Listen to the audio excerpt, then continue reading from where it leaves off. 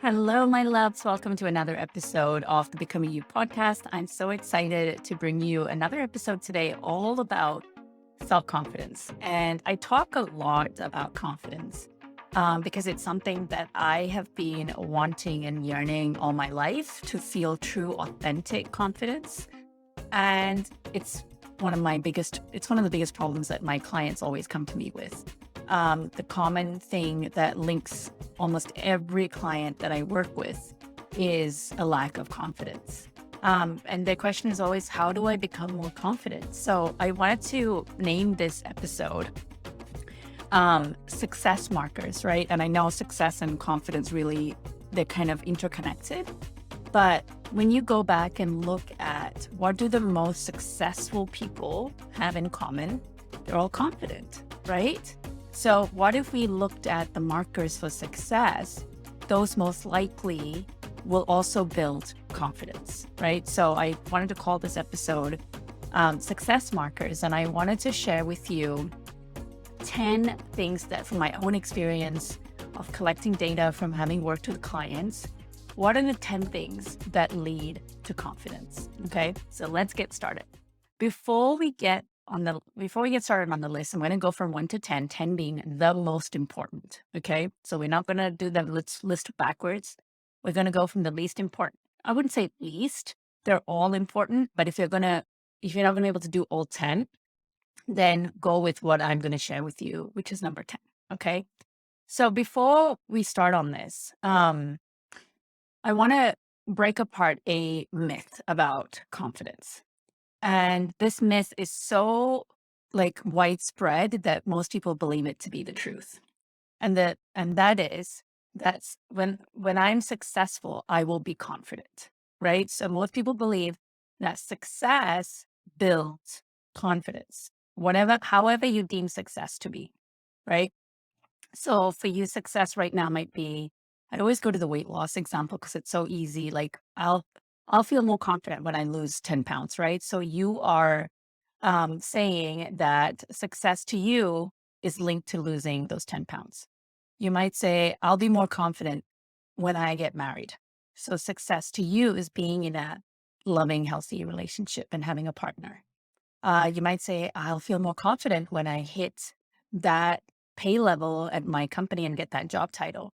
So success to you means a job title and a particular number on that paycheck. Okay, so whatever your marker for success is in this season, in this phase of your life, um, there's nothing wrong with that, right? Like we all have desires, we all have certain idea of what success means to us. Every person is different, and I want you to honor that. There's no standard for what success is, but somebody could be getting out of bed. If you're like going through a really terrible period in your life, success might be, I just want to get through today. And that's totally fine too. So most people believe that when I'm successful, I will become confident and that success leads to confidence. This is the biggest myth in the world. It's actually the other way around. Confidence leads to success. Let me repeat that. Confidence leads to success because confidence means you believe in yourself.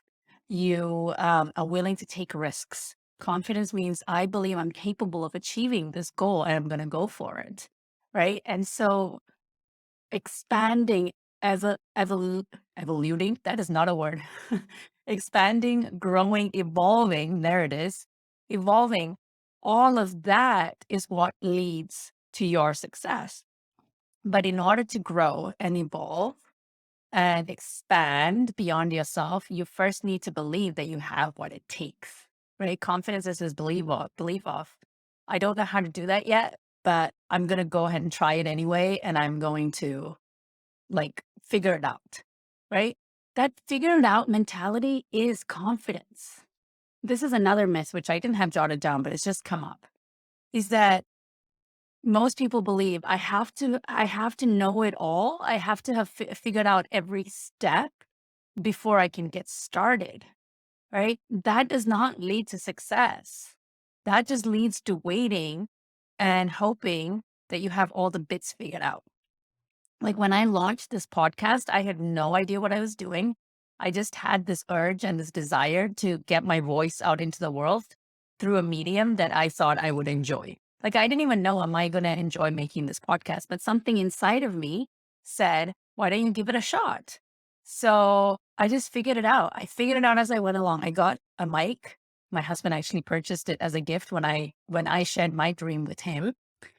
And then I literally had to sit down and just hit the record button one day, right? And then I had a virtual assistant team at the time, and I reached out to them and I said, "Is this something that you do?" And they said yes. And we just did it. It was a temp. They gave me a template, and it wasn't as hard as you make it out to be in your head.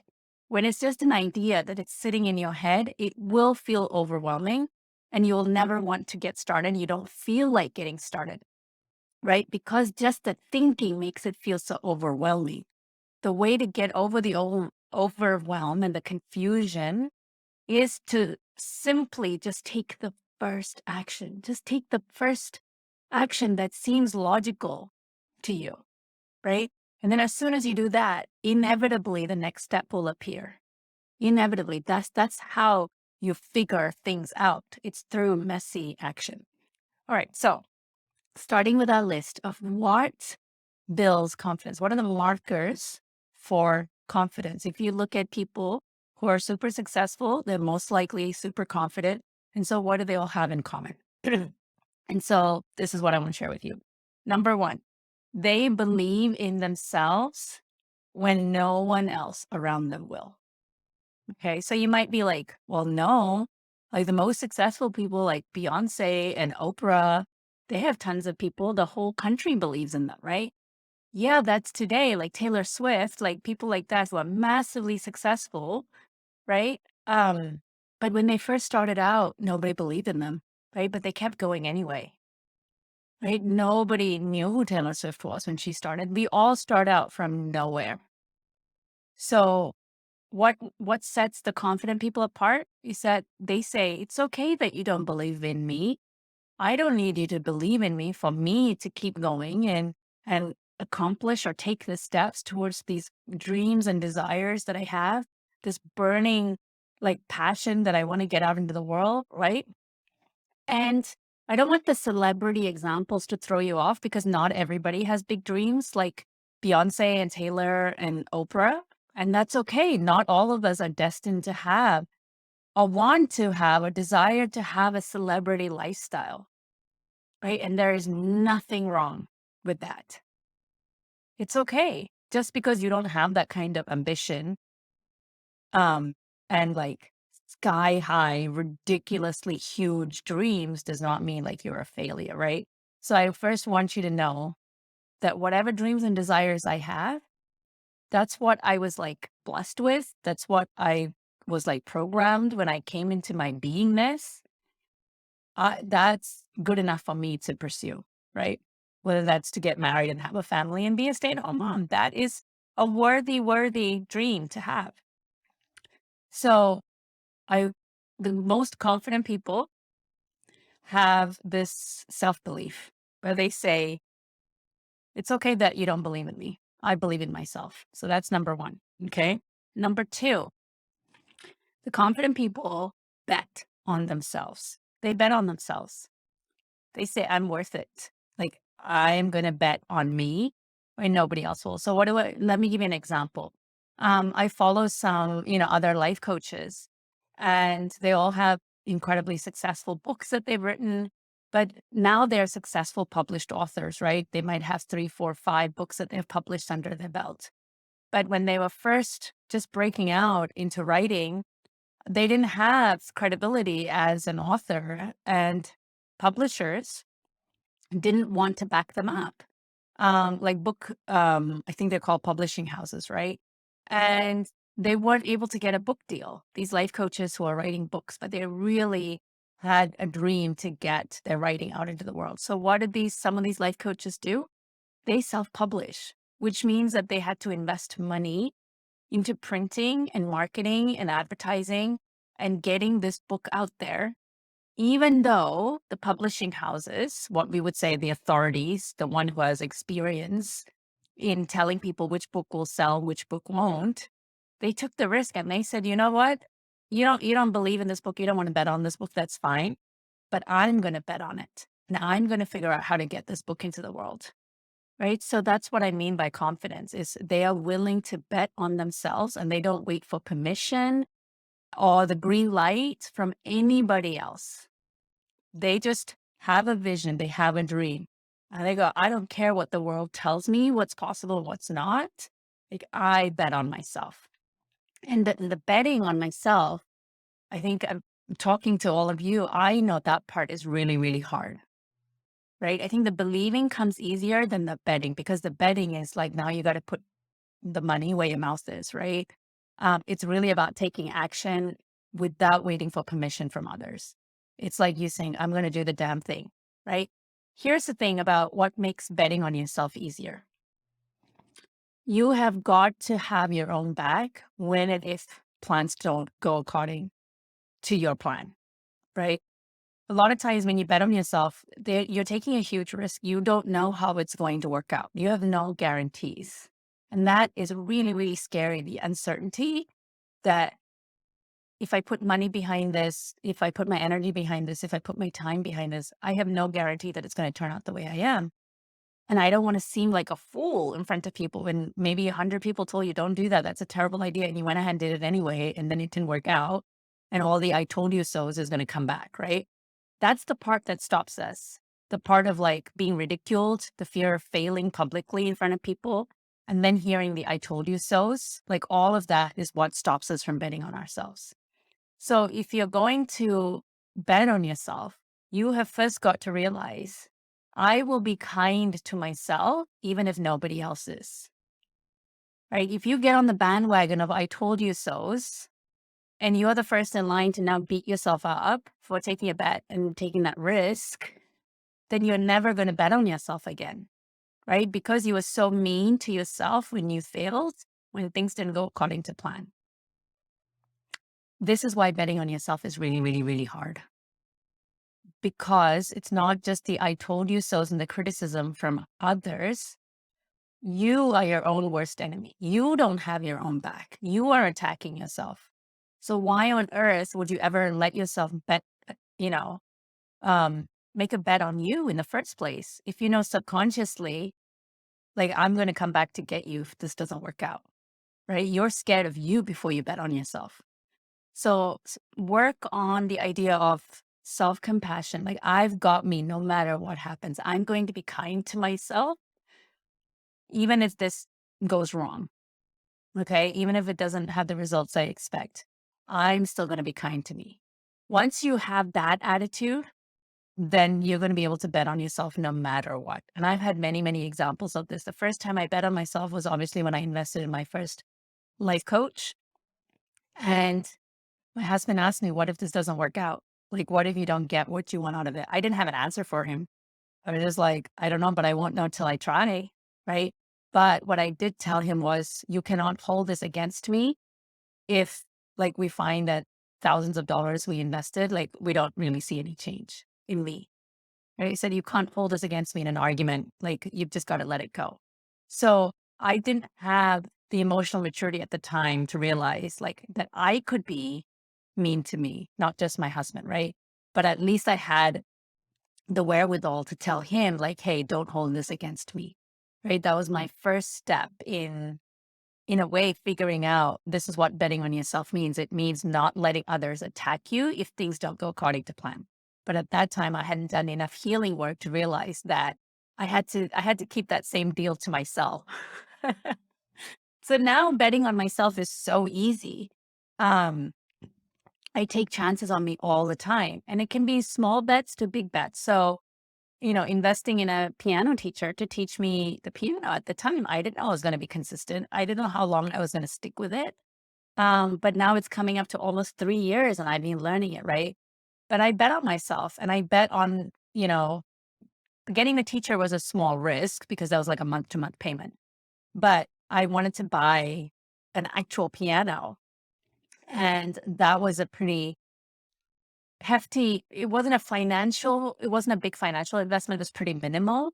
But going to the trouble of getting movers to get the piano from the previous owners to mine That was a pretty big, energetic, and financial investment for something I didn't know if I was going to use all the time. And then the idea of like, what if we don't end up using it? Like, oh, we're going to have to figure out how to move this thing out. And getting rid of a piano, you guys, it is the biggest pain behind. But during that time, I had already developed self confidence in myself. And I told my husband, no, we're going to do this.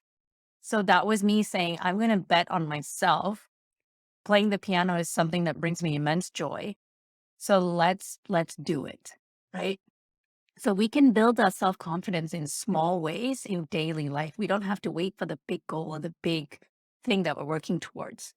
Every time you bet on yourself without knowing the outcome, that's you building self-confidence. Because you're saying, I believe in myself. What I want is important. Okay. So the number 3 is knowing when to receive help and support. A lot of people believe confidence will come when they prove to the world something about themselves. I'm working so hard to go up the company ladder and to get that promotion so that I can finally prove X to my husband, to my family who never believed in me, or to, this friend who told me that I should never do that. Like we were all out to prove something to the world. This is the wounded parts of us, right? That person didn't believe I could do it. And here I am working my butt off in something I don't even enjoy to prove to the world something, right? Um, and they want to do it on their own. A lot of my clients feel ashamed or embarrassed or feel weak if they have to get help and support. There's this idea of if I do it on my own without asking for help and support, that somehow makes me more worthy of receiving the thing that I'm working towards. And it makes me look stronger. Like I actually had I had a call with a client, a potential client, a few weeks ago, and she had grown up with the type of family where she learned that it's not okay to ask for help from others. Like she came from a family where her parents had split up, and so she grew up with a single mother who did it all. God bless single mothers; it is the hardest job in the world as a single parent. But her parent, that was a caregiver,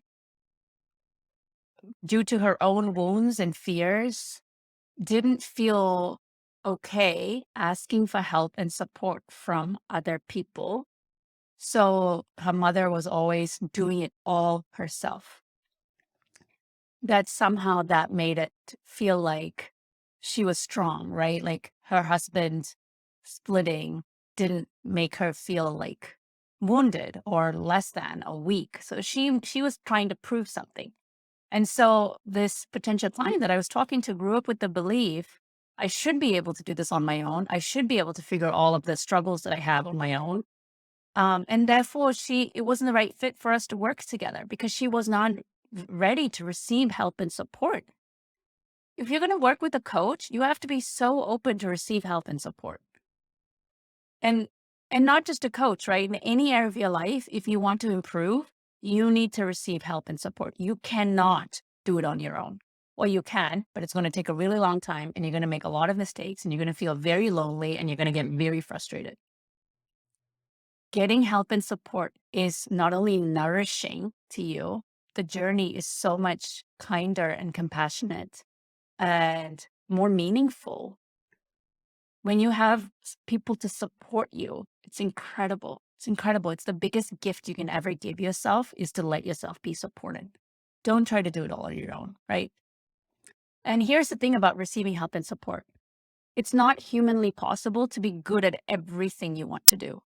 When it comes to building a business, there are so many hats I need to wear. Podcast editor, bookkeeper, like I use a system called Katra to run all my emails through. And that system is so complicated. It's not that I couldn't learn it. I absolutely could. But my genius and my joy comes from just coaching clients. It comes from creating content. So creating the podcast, creating my social media content. And I get joy from coaching clients, right? Not just joy, like that is my zone of genius. So why would so if I was the person who still didn't want to get help and support and I wanted to build $1 million business, And I wanted to do it all on my own. So when I got to the top and I hit that goal, I could be like, I did it all on my own, right? I would be so freaking burnt out because I would have had to teach myself so many skills. I'd have had to teach myself bookkeeping skills, podcast editing skills, creating graphic skills, teaching myself how to do Katra, right? And I would have hated learning to do all of those tasks, which then would have made me hate my business, resent my business. And then I wouldn't be showing up as my best self to my clients, which then would be a disservice for my clients. Do you get how this works? When you get help and support in your life, you get to show up as the best person, best version of you, because you get to do what you love the most. And therefore, it comes with ease. There's no resentment, there's no bitterness, there's no anger attached to any of the thing that you're really good at doing because now you're receiving help and support to do all the other aspects that you don't enjoy. Just admit it. I'm not good at all these things, and that's okay. So if you don't like doing the housework, but you're making yourself do it because that's what a good mom does, reassess. Who taught me that? Okay, I learned it from my mother, but it's not, is it serving me, that belief? Is it making me happy? Is it making me be a better mother, a better woman, a better employee? If it's a no, then find somebody to help you with it. Let yourself receive help and support. You are deserving and you are worthy of it. Because then that's time and energy you have now freed up to probably spend with your loved ones. And imagine showing up not tired, not frustrated, not bitter, not feeling guilty because you don't have all these dirty dishes and laundry that still need your attention after you put the kids to bed, right? Okay. So number 4, um, confident people, who- they admit that they make mistakes. It's inevitable. They just accept the fact that mistakes are just part of the journey. They learn from their mistakes, right? It's really important to learn from our mistakes. And then they let go of mistakes. That's what confident people do. They accept that they're going to make mistakes along the way. Expecting to complete something without ever making a mistake is perfectionism and it's unrealistic and you're setting yourself up to fail. And that's an intense amount of pressure, right? And then so they accept the fact that I'm going to make mistakes. And then when they make mistakes, it's all right because they were expecting to make a few mistakes along the way anyway. Not, they don't want to make mistakes, but they just know part of growth and change and evolution in anyone's life is figuring it out through mistakes. So when they make a mistake, they pause and they go, oh, what can I do differently next time? What did this teach me? Right? What did this teach me and what can I do differently next time? Because then mistakes become gold. They become life lessons. And then they let it go. They don't make the mistake mean that they are not worthy, that they're not smart. They don't make it mean like they're lazy. None of that. When you start realizing mistakes are just a part of the journey to get to where I am, mistakes are inevitable. I am human and I'm allowed it. Give yourself permission to make mistakes and then give yourself permission to let go of the mistakes. You're going to be a whole lot more confident. Number 5, don't expect instant results. Confident people don't expect instant results, but they know the results will come no matter what, right? This is going back to the idea of the number 1, which is betting on yourself.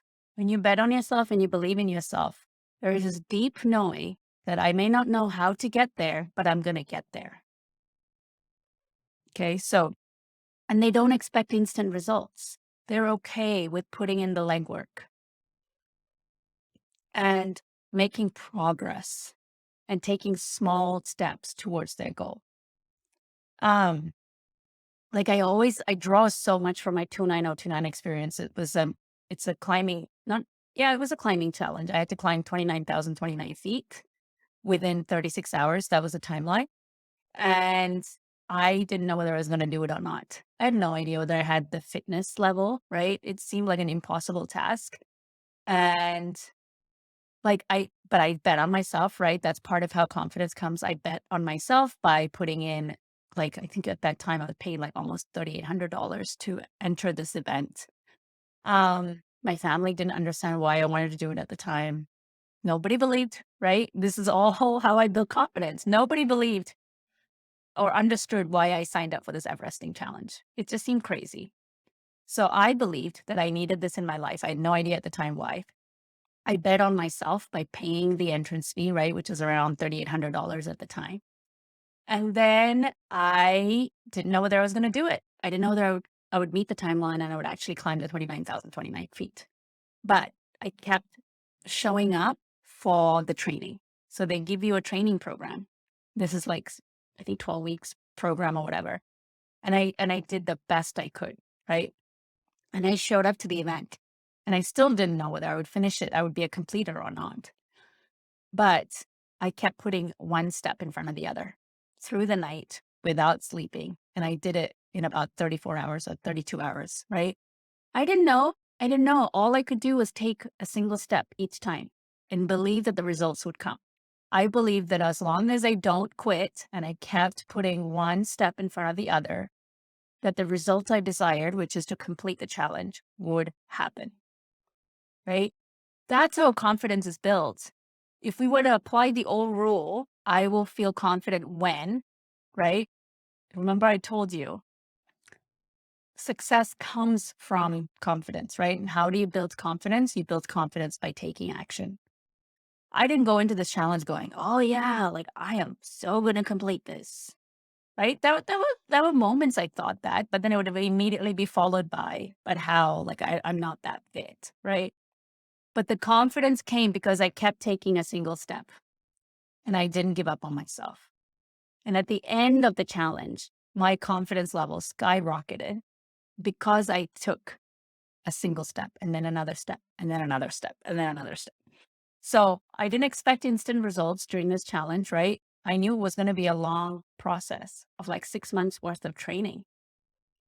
So don't expect instant results.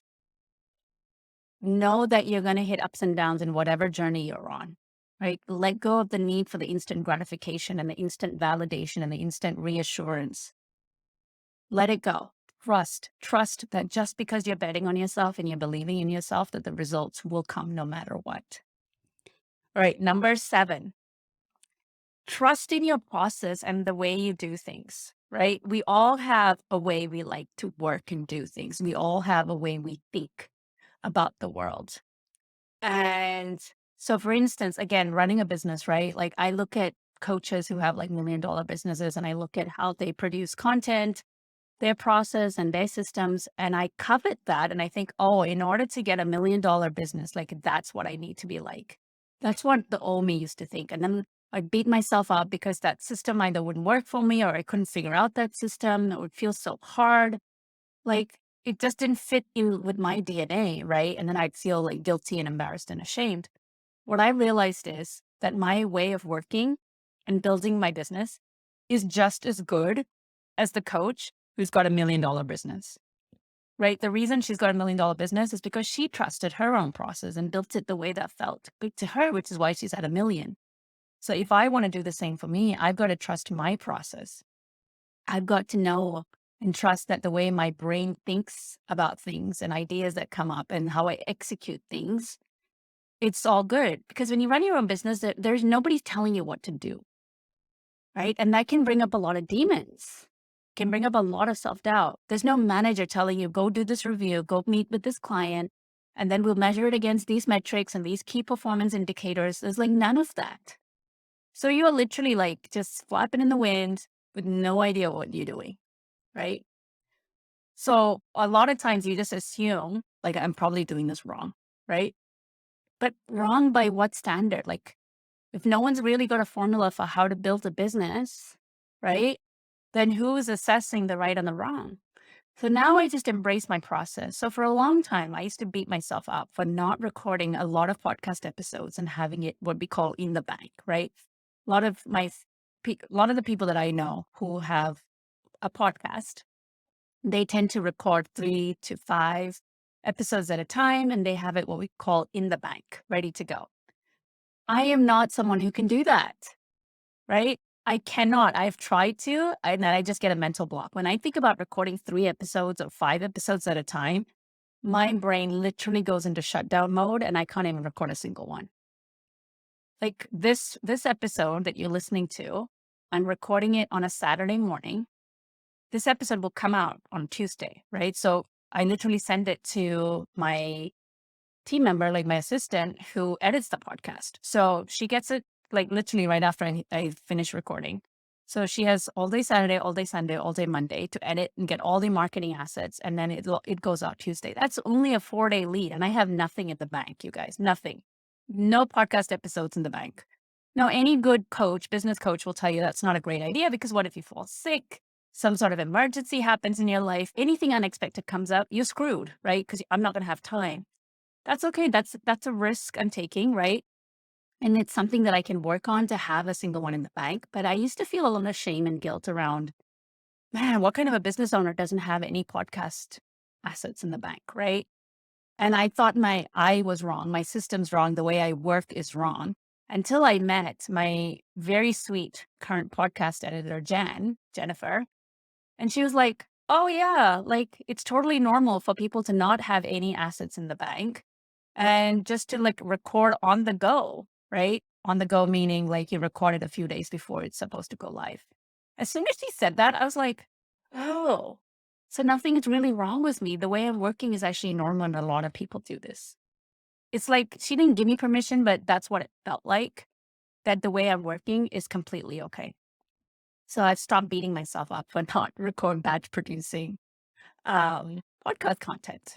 But strategically, is it a good idea to have maybe one or two in the bank in case life happens? Yes, absolutely. And that's something that I can work on, but it's just not happening right now. Okay.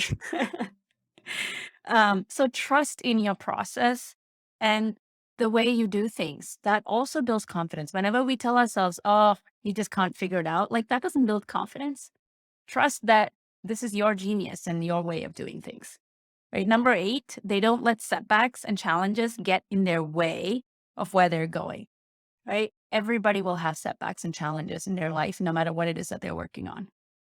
So stop expecting for it to be smooth sailing. Right. I'm not asking you to manifest problems. Just know that life will always throw some bumps in the way because that's how you become stronger. That's how you grow. That's how you evolve. Right.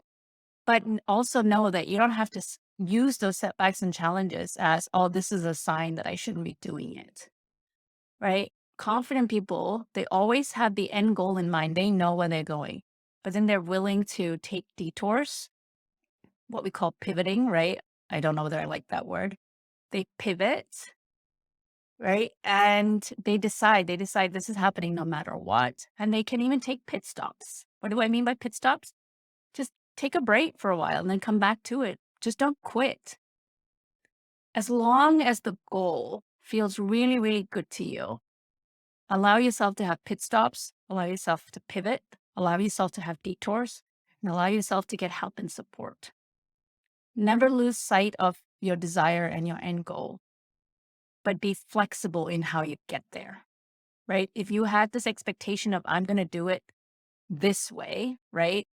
Let's say it's about applying for a job and it was through like applications and LinkedIn, and maybe it's, through cover letters and stuff like that. But then a friend came along, a friend of a friend knows a friend of a friend who needs this job filled, and you got the job. But there's a part of you that feels maybe guilty that it was too easy. You didn't go the traditional route of interviews and application forms.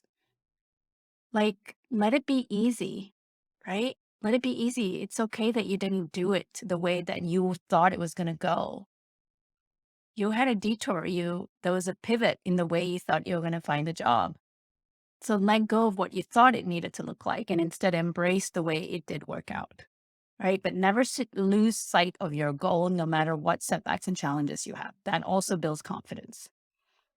Right now, I am working on a challenge. The challenge is about to start Monday. So if you're listening to this on Tuesday, the challenge has already started. It's not too late because day 1, the homework was super easy. And the challenge is called Becoming Confident.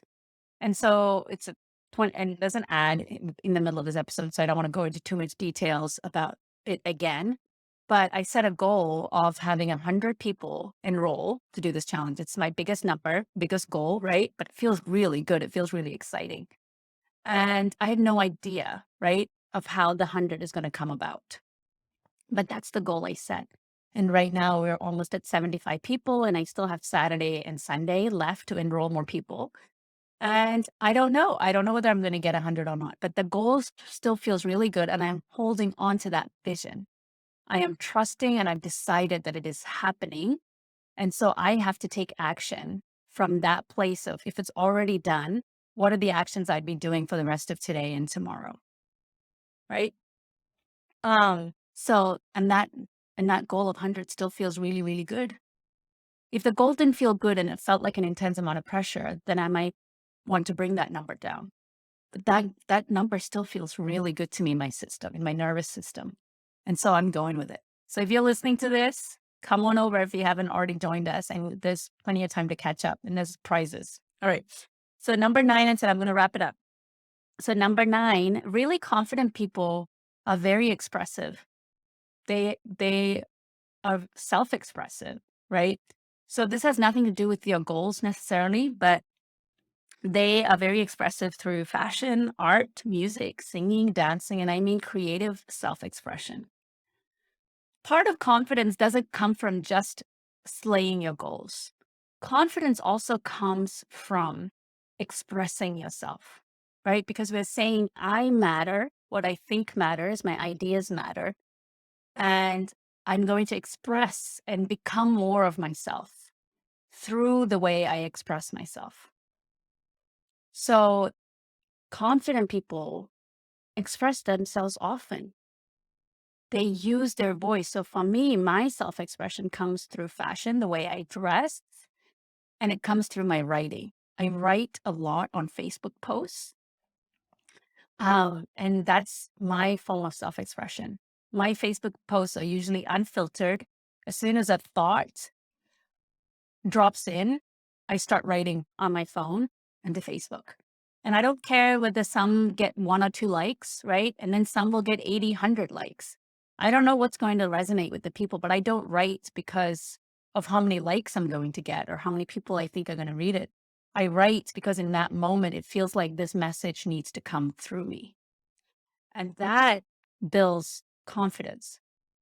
Because you're saying, my voice matters, my thought matters. Let me get it out into the world. No matter who chooses to receive it or not, whether they agree with it or not, that the idea of expressing yourself builds confidence. So be communicative. This is why it's really important to ask for what you want with people around you. Somebody's not treating you the way you need to be treated. Express yourself. That's another form of self-expression. Draw boundaries. Tell people no. Cut people out of your life. All of that builds confidence because you're saying, I matter and what I want matters. And that builds confidence. All right, the final one, this is the most important one in my opinion. Look at how far you have come instead of how far you have yet to go. This single-handedly has changed my confidence in the last, like I would say, 4 or 5 months. So as an achiever who's always, feels confident by achieving things, I was so used to looking at how far do I have left to go? Like I would look at my goal and I would look at where I am today in terms of my goal. And then I would be like, oh, I need to, like, I'm not where I need to be yet. Right. When you're looking at the difference between where you need to be and where you are, you're in the lack, right? I have yet to get this. So you're in a lack state. And when you're in a lack state, that shakes your confidence. But instead, if you turn around and look at the rearview mirror and look at how far you've come, you're in an abundant state. So let me use my challenge as an example. So remember I said I have a goal of 100, right? If I was doing it the old way, which destroys self-confidence, I would look at the fact that I have 75 right now, and I would do the math and I'd be like, oh, so I need 25 more people to sign up in 2 days. Oh my God, how am I going to do that? As soon as I look at I need 25 more people, the need tells me I'm in a needy state. I'm in a wanting state, which is not a great state to be in. Frequency on our vibration drops immediately. And immediately my brain is starting to like the problem, right? Focusing on the problem, which is I don't have the 25 I need, right? And so that shakes your confidence. But if I look back and I go, whoa, I just enrolled 75 people in like 3 days. I launched it on the second. So yeah, I launched in 3 days. I've had 75 people enroll in my challenge. What? That's amazing, right? So 25 in 2 days should be no problem. If I've done 75 in 25 in 2 days should be absolutely no problem. You see how it completely shifts your perspective when you are looking at your progress. So looking behind in the rearview mirror from where you were to where you are today, that's looking at progress, and your confidence skyrockets when you look at progress. But when you're looking ahead and measuring yourself against what is yet to be, you lose confidence. This, if you allow it, will change your entire life. If you choose to integrate this idea into your life, it will completely rock your world in a good way.